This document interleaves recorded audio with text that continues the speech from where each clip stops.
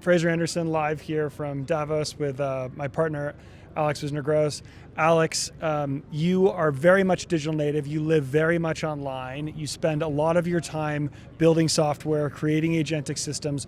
What has gotten you out of your digital lair in Massachusetts to come to Davos? Why is it so important that you've bestirred yourself to be here? Good excuse to step outside my normal comfort zone and spend a lot of time in Paris and Germany and Austria and Liechtenstein. So really, I'm just here for the change of scenery. This is all icing. Tremendous. Have you heard anything new here? Have you heard anything that was particularly interesting to you? Have you heard anything that you thought was completely ludicrous? I had a wonderful conversation earlier, and I don't think this got recorded, with the U.S.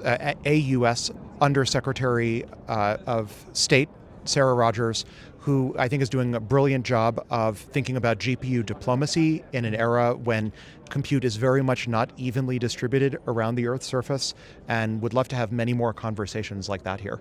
Okay.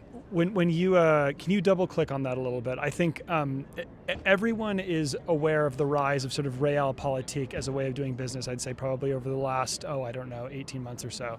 But I think while we all see the economy changing in a very dramatic way, there's a lot more to come, and the things that can actually be moved places, GPUs, a sort of physical layer of intelligence, is going to have much more influence over the way countries are built, the rate at which they develop, their ability to maintain strategic trade advantages against each other.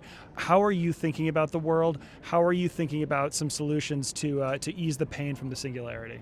Sure. Well, let me get the cliches out of the way first. So cliche number one, GPUs are the new oil, or GPUs are to the 21st century what oil was to the 20th century. Cliche number two, the world is dividing up into zones or spheres of influence, each with its own independent tech stacks. Cliches are now out of the way. Let me try to say something a little bit more interesting. I think the Dyson swarm is going to happen. I think at this point, barring some wild sci-fi left turn in civilization, I think there's so much momentum at this point for the potential upside to building data centers in space and diverting this explosion of intelligence infrastructure that we're building up to space.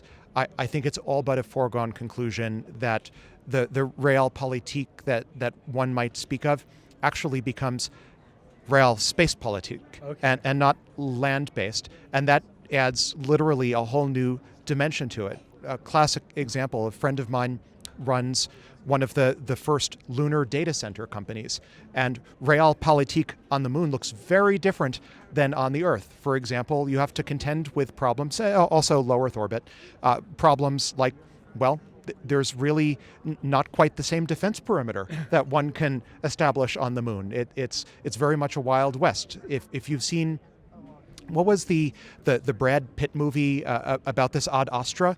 I think depicts in beautiful cinematic detail what happens when commercialization, albeit not AI-oriented commercialization, hits the moon, and it's a Wild West. Like, what does that look like? That's what I think we're racing toward. Okay. And if we stay macro, I think everyone has seen the sort of rate at which NVIDIA's market cap has grown enormously. I think there's a general intuition that anytime there's a supply squeeze, it is inevitably followed by a glut. There is absolutely no evidence that is happening yet with NVIDIA's GPUs. Google's making immense progress.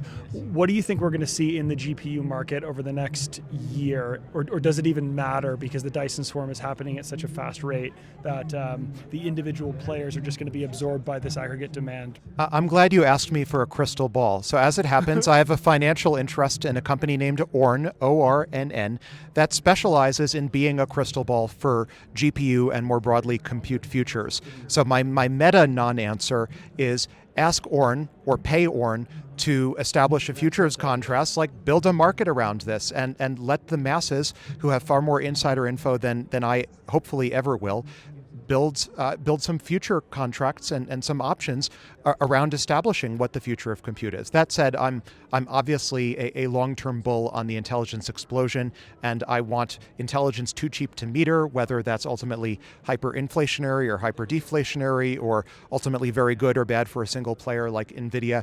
I'm completely agnostic. I just want to tile the solar system with compute at this point.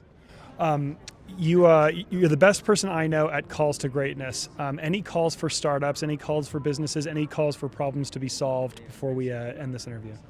Very kind. I would say assume the window to do transformative things is, on the one hand, closing, and on the other hand, has never been wider. So an example of the sort of company that I'm now not very enthusiastic about is SaaS for fill in the blank for a variety of reasons. The example of the sorts of companies that I'm now very enthusiastic about that I think can become multi-trillion-dollar companies are companies like using AI to redesign coastlines and create new islands, AI for solving physics, AI for changing the way physical service economy-based labor categories work. I think these are all prime at this point for innovation, for entrepreneurship. A rule of thumb is if you saw it in a science fiction novel and it hasn't been built yet, now is the time to build. So call to action, paraphrasing, it's time to build. I would say it's time to build the sci-fi future because we're catching up with the sci-fi future very rapidly. I think we have like 10 years or so before we hit Star Trek level future max. So mine sci-fi wisdom, mine sci-fi for future ideas, and go build them now. 3 sci-fi novels to read to mine for ideas. It's a softball. Okay, so my 3 favorite, glad that you asked, are Accelerando by Charlie Strauss, Rainbow's End by Werner Vinge, and of course Diaspora by Greg Egan, which respectively depict a single family going through the singularity, obviously the pre-singularity times as seen from a family's perspective, and then post-singularity times as seen by post-families. So I think read those 3 books if you haven't already. This will give you a pretty good sense of pre-trans, post-singularity, and this is all happening over the next few years, so you won't have to wait that long to experience it. Thank you, Alex. Anytime.